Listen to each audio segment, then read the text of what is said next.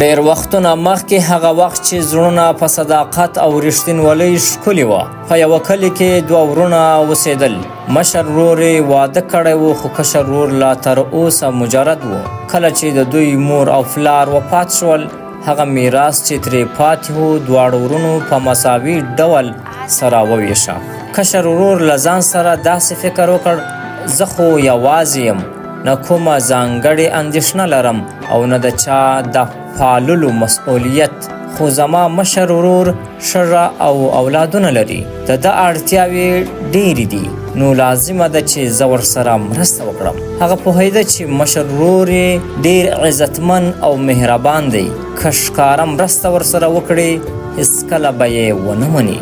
نو هره شپه په پټه به د خپل ورور د غالي خونې ته لاړه او یوه انداز خوراکي توکي به یې ور اضافه کړل. خو حیرانوونکې خبره دا وه چې د ده خپله غله هېڅکله نه کمیده. هغه حیران و چې دا څنګه کیدی سي، خو اصل خبره دا وه چې مشر ورور هم له ځان سره فکر کاوه، زه خو ښځه اولادونه لرم، که سبا زوړ سم اولادونه به مې پالنه وکړي.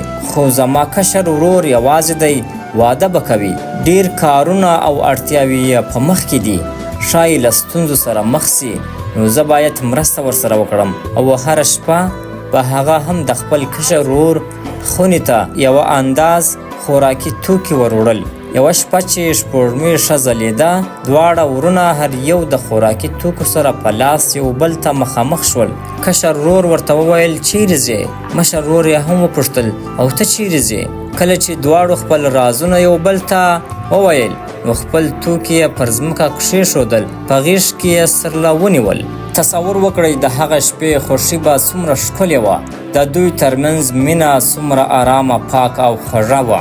نن سبا کله چې په یوه کورنۍ کې ورونه بیل او جلا شي، ځینې وخت د یو خیر بل ته د حسد سبب کیږي.